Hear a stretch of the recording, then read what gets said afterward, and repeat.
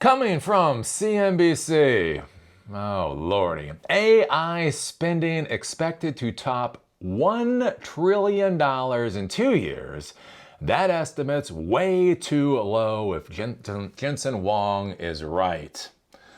So yeah. Oh lordy. I don't know. What am I supposed to say? So basically, yeah, they're now talking about trillions and trillions and trillions of dollars a year of investment into AI systems annually. Not just like, okay, here's the build out. Right? We need $5 trillion to build out, our data center that's 20 times the size of Manhattan or what the fuck they're doing now. Right? And then they're done. Then after that, it's just total cost of ownership, it's upkeep or whatever else. No, what they're talking about now is that it's going to be trillions and trillions and trillions of dollars going into this disaster annually. Because we all know how valuable AI is. Right? They told us AI would cure disease and solve science. And look at what we're getting. Look, we're getting ads in ChatGPT and we might be getting erotica. So, that's the same thing. Have you seen this right now? Oh, they're trying to tout this whole garbage. Apparently AI, one of these AI models, quote unquote, solved a problem that mathematicians have been trying to solve for 80 years. Yep, solved a problem. Wow. Wow, how many trillions of dollars did it cost to solve that math problem? So great. So if it costs us $2 trillion for every math problem that needs to be solved, look. It's only going to be $1 or $2 petabillion dollars before we actually get to useful things. What am I supposed to say here? Let's see here. Nvidia CEO Jensen Huang is way ahead of estimates on the amount of spending that's coming for AI, even the most optimistic ones. During Wednesday evening's earnings calls, Huang said he thought AI capital expenditures could get up to $4 trillion. The CapEx is at $1 trillion and is growing toward the $3 or $4 trillion mark, he said, speaking only of CapEx for hyperscalers like Alphabet and Amazon, which excludes other segments of the supercomputer market, such as neoclouds. So basically, just the major players who thinks is getting to $4 trillion. Nvidia's chief financial officer was even more specific on the call. Quote, with analysts now forecasting hyperscale CapEx to exceed $1 trillion in 2027 and agentic AI beginning to proliferate across all industries, AI infrastructure spending is on track to reach $3 to $4 trillion. $3 to $4 trillion. Wait for it. Annually by the end of this decade. JP Morgan estimated in November that a 10% return on AI investments through 2030 would need about $650 billion in annual revenue in perpetuity. $650 billion in revenue forever, a number they called astonishingly large, equating to 0.58 percentage point of global GDP, or $34.72 a month for every current iPhone users, or $180 a month for every Netflix subscriber. For comparison, cloud revenue in the trailing 12 months from April reached $455 billion, according to Synergy Research. So basically, right now, this is where I'm just trying to get you to understand. These numbers are just beyond ridiculous. $3 to $4 trillion annually, every fucking year.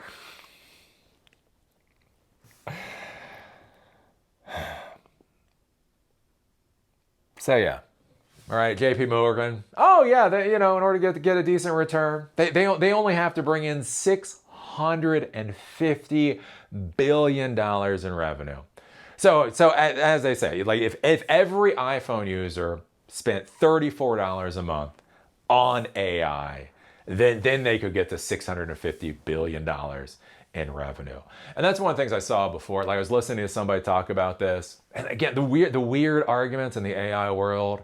And they're talking about how much people pay for like Netflix and subscription services. So they're like, well, yeah, well, you pay $25 a month for like Netflix now, and you pay like $15 a month for like Spotify now, and you pay for this. And so what people are paying like $50 a month for like streaming services. So it seems reasonable that they'll pay that much for AI. And you're like, what? Where does that come from? That doesn't make sense. What do you mean? What are we talking about here?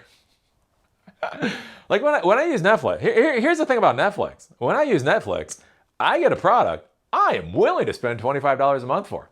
When I use Apple Music, So this morning I was out, I was running, I was doing my 6-mile run, trying to get up to a marathon. Woo woo, maybe by August, I'll actually get up to a marathon. But anyways, I'm out there doing my little 6-mile run this morning, listening to Apple Music. And here's the thing, I have a family plan for Apple Music, so I pay my 15 or 18 bucks a month for Apple Music, and I am happy to pay for Apple Music. The thing is about AI, I don't pay a dime for AI. I use Claude Code for free. I use Gemini for free. And if that doesn't work, I use Ollama that's already on my system. So think about this. I pay for Netflix, I pay for Apple Music, and I don't pay a dime for AI. But for some reason, people think that in the future, you're going to be paying as much for AI as you currently do for Netflix or whatever. And you're just like, what? Again, these are just make-believe numbers. This is a make-believe economy at this point in time. So anyways, I just kind of thought those numbers was interesting. Again, coming from Jensen Huang, coming from the CFO of Nvidia, and just to show you what disaster we're going to be running into in a rather short period of time is, I remember this from the startup world. Like, I didn't understand startups. Like, you go back to 2011, 2012. That's when I first started learning about startups. Like, I had a tech business. I had a tech business with actual employees. I had a startup, all right? Revenue, profit, all of that stuff mattered to me. So anyways, after that shut down, I was doing my thing, got into the startup world. And then what was amazing is I would go to these pitch events and all that kind of stuff, and I was floored. Because in these pitch events, there was always these hockey sticks. They're called hockey sticks, right? So there's this graph of sales, and then what a hockey stick is, like the graph goes like this for sales, and then all of a sudden it shoots up. And I was amazed, and I was impressed. Because all of these people would be like, this is what our sales were last year, and this is what our sales are currently, and this is what we project our sales to be next year, and then 3 years from now, this is what our sales will be. I'm like, oh my God. I'm like, here, take my money. Like, thankfully, at that point in time, it was actually much more complicated to invest in startup companies. Like, was it the Jobs Act? Anyways, there was a whole act that came out in like 2014. But anyways, so thankfully at that point in time, I could not actually write any checks because there was a lot more legal crap you had to jump through. I was like, oh my God, that's amazing. So your company is like worthless now, but in like 10 years, it's gonna be worth $1 gazillion, right? Swipe my credit. I want to buy equity in that company. Here's the thing I did not understand about the startup world. I didn't grasp that you could just lie. You could just lie, right? Here is the information in our financials that is actually auditable, right? So everything before today is in your financial system and is auditable, and people can see what that actually looks like. You can then take those previous financials, and then you can do projections, reasonable projections into the future. So projecting what sales, revenue, profit will be, growth will be over the next year, that's relatively easy to do with your previous financials. Now, there might be macro events that happen to spike things one way or the other, but you can do these decent projections.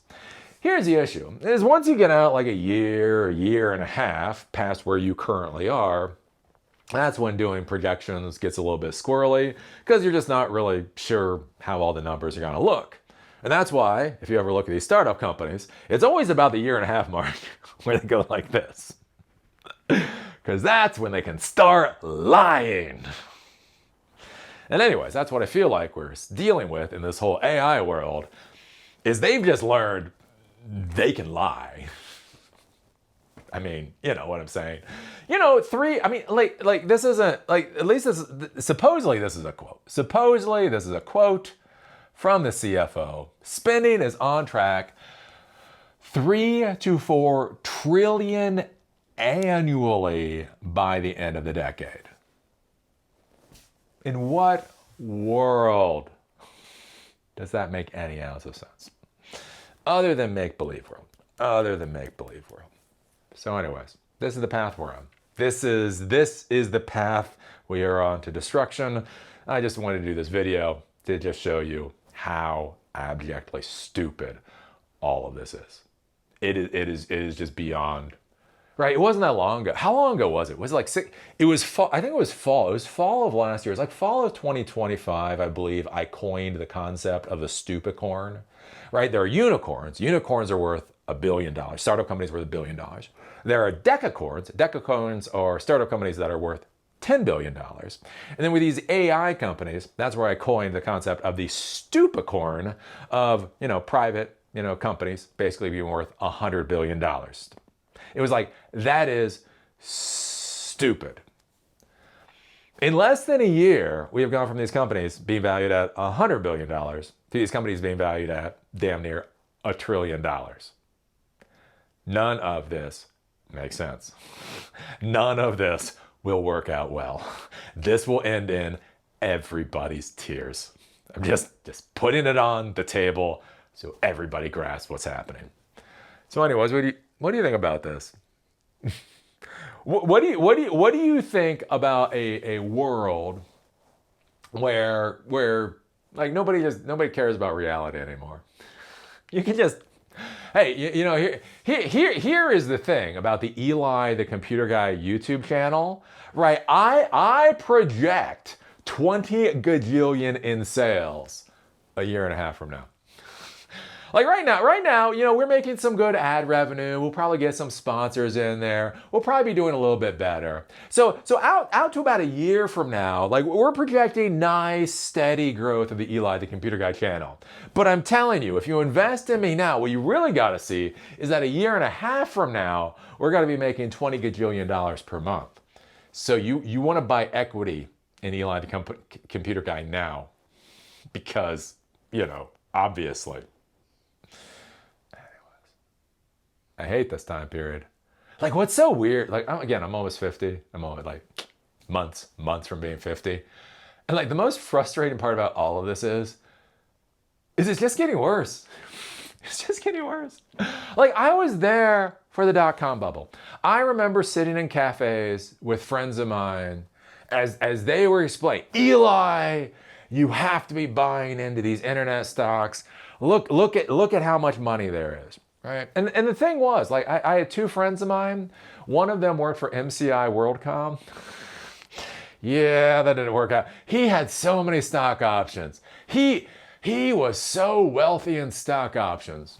Until those stock options were worth nothing. I had another buddy of mine. He was going to retire. He was about 41, 42. He was literally about to retire. And a year later, he was bankrupt. And I was literally, when I say I was moving him into the ghetto, I mean, I was moving him into a place where they found a head around back at one point. Right, so that was the dot-com. And then we had the housing bubble, right? Again, housing prices get insane. All of this stuff gets insane. And now you're looking at this AI bubble and you're like the worst part about all of this is that we're not repeating history. Like if we were repeating history, that would be frustrating. That would be annoying.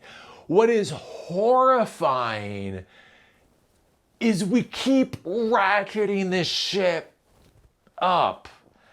Like the dot-com bubble was dumb, but then the housing bubble was like 10x stupider. And now we're getting to the AI bubble that's like 1,000x stupider. And my frustration is in like 2040, the next thing is gonna be like this fucking hyperscaled. Like when as Americans are we just gonna build a society? When are we just going to build a stable society? Build enough adequate quality housing. build enough adequate quality education, build enough adequate quality healthcare facilities and retirement facilities and long-term care facilities and all this kind of stuff. When are we going to get to actually building a civilization and stop this just roulette wheel concept of empire? Right, I think about that with, I think it was Jamestown.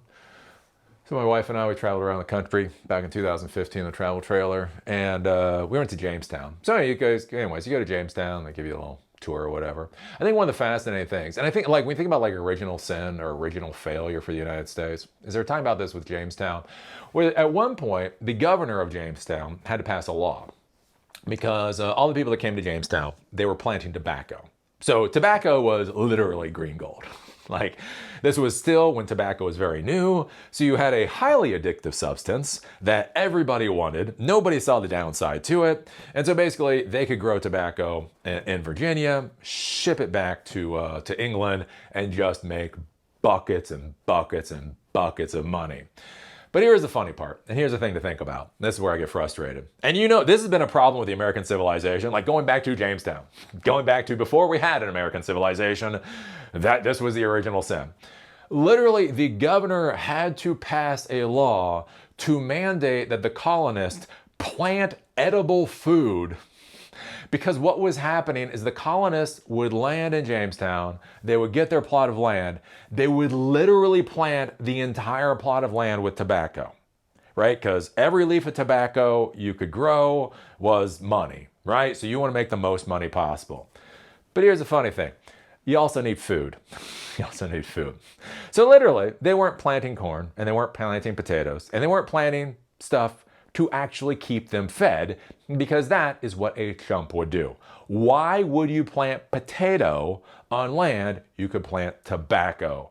Potato ain't gonna make you money, tobacco is. So anyways, governor had to go through, actually make this law to require the colonists to actually, you know, grow enough food so that they could survive. Because that was a real and actual problem at that period of time.